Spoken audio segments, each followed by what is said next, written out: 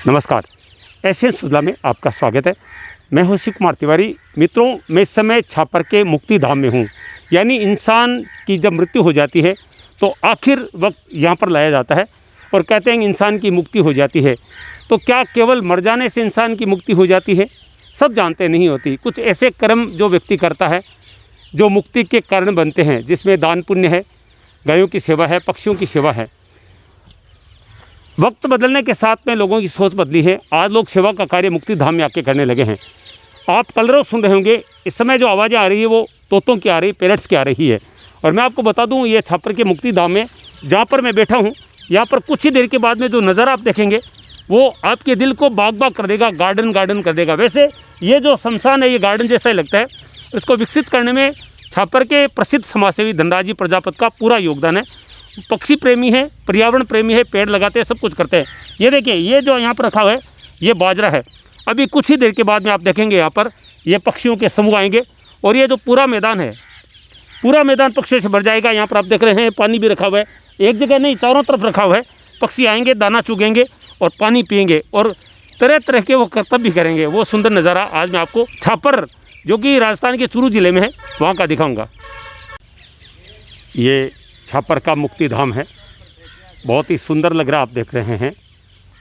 बहुत साफ़ सुथरा है, बहुत सारे वृक्ष हैं और पक्षियों का कलरव आप सुन रहे हैं। बहुत पक्षी आते हैं और इसको पक्षियों का अभयारण्य भी कहा जा सकता है, क्योंकि यहाँ पर पक्षियों की बहुत सेवा होती है।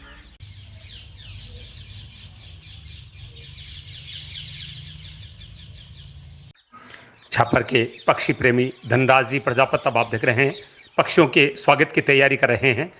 यहाँ इस स्थान पर दाना डाल रहे हैं, बूंदिया भुजिया डाल रहे हैं पक्षियों के लिए।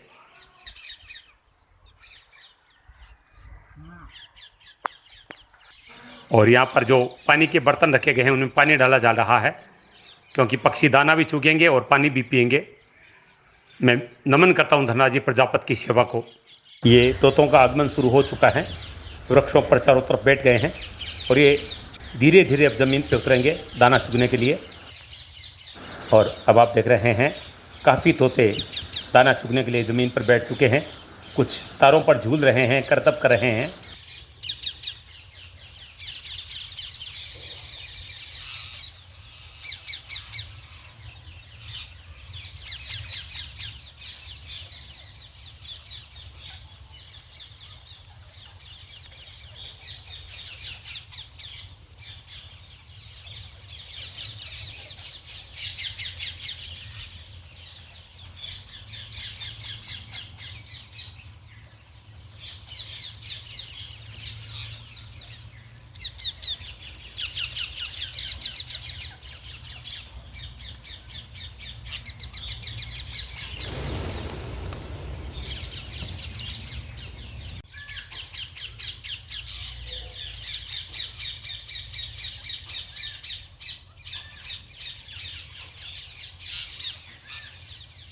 मित्रों, मैं इस समय आपको राजस्थान में चूरू जिले के छापर कस्बे का दृश्य दिखा रहा हूँ, जो कि एशिया का प्रसिद्ध काले हिरणों का अभयारण्य माना जाता है। लेकिन आज एक और अभयारण्य मैं आपको दिखा रहा हूँ।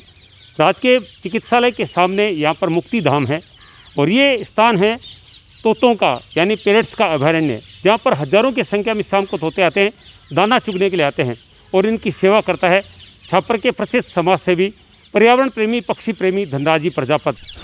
और ये नज़ारा देखिए जिसका सब इंतज़ार कर रहे थे, जिस दृश्य को फिल्माने के लिए मैं यहाँ पर आया था, वो नज़ारा देखिए। हज़ारों की संख्या में तोते बैठकर दाना चुग रहे हैं। बहुत ही सुंदर नज़ारा है। ऐसा लग रहा है जैसे ज़मीन पर हरियाली बिछा दी गई है। इतना सुंदर नज़ारा है। हज़ारों तोते एक साथ छापर के इस मुक्ति धाम में आप देख रहे हैं दाना चुगने के लिए पहुँचे हैं और बहुत सुंदर कलरव इनका सुनाई दे रहा है।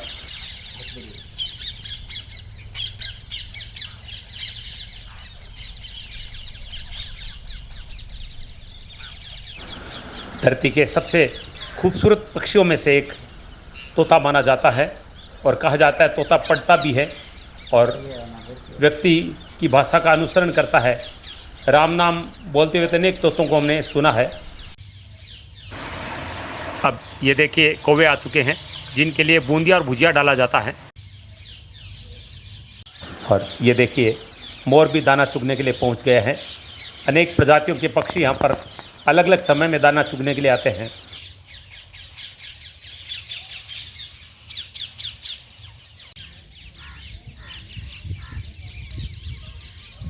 दाना चुगने के बाद तोते बहुत सारे करतब भी दिखाते हैं, तारों पर उल्टा लटक जाते हैं जैसे एक जिम्नास्ट लटकता है।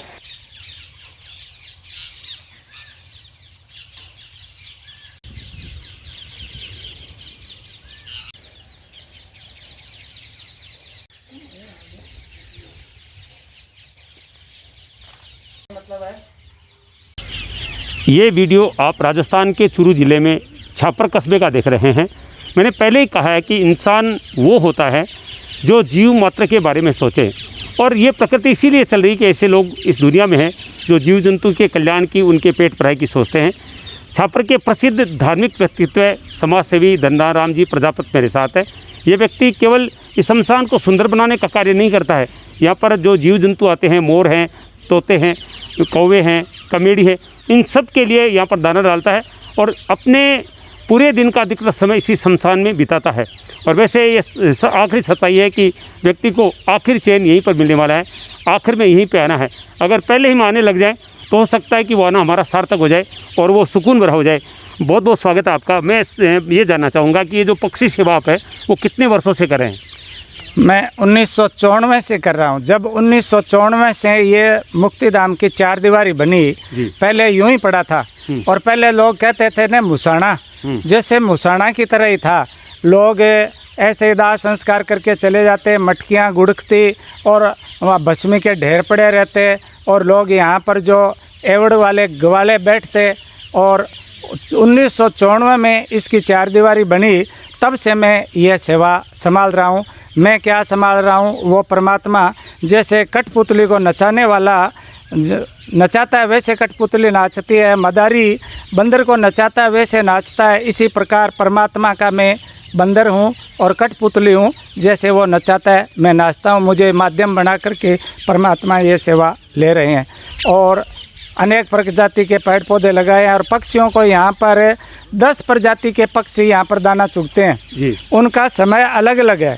सबसे ज़्यादा यहाँ पर तोते हैं और कौवों को बूंदी भुजिया चावल दिया जाता है।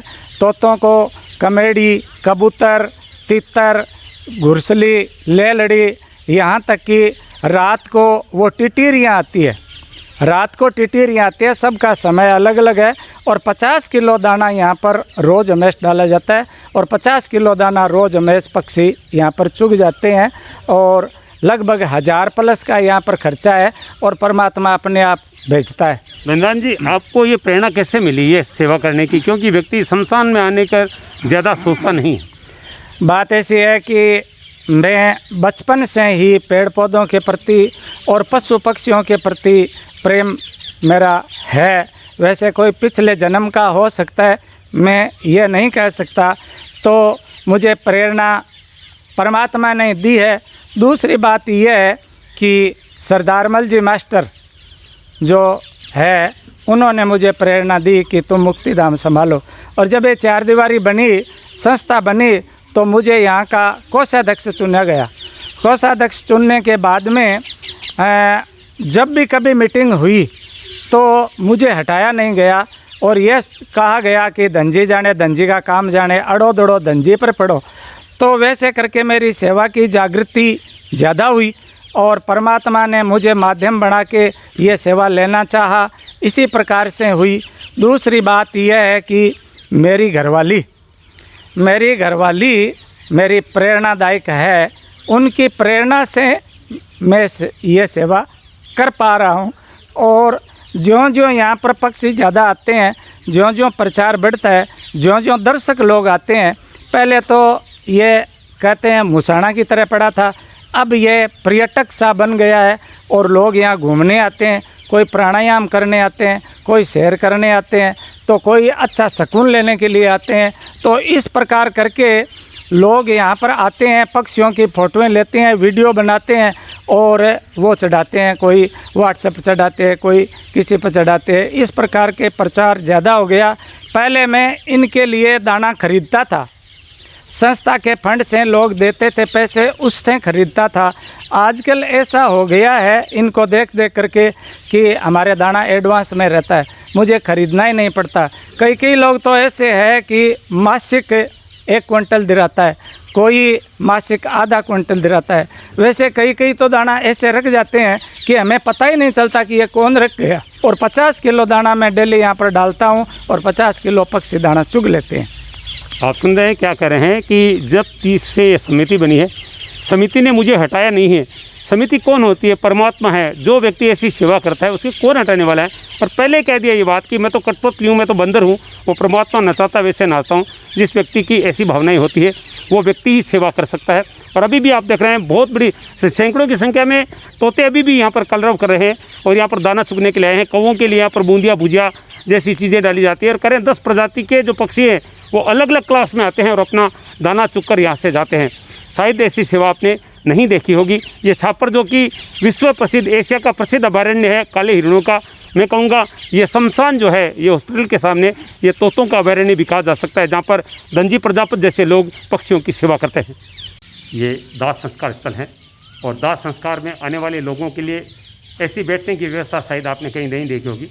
ये कुर्सियाँ लगी है, जो लोग दाह संस्कार में आते हैं वो यहाँ पर बैठ के अपने परिजनों के दाह संस्कार के दर्शन करते हैं। यहाँ से गंगा जल चलता है, ये विशेष व्यवस्था है। और भगवान शिव की जटाओं से ये गंगा जल बहता है, 3 धाराएं बहती हैं। और ये जो दाह संस्कार में आने वाले लोग हैं वो अपने आप को शुद्ध करते हैं।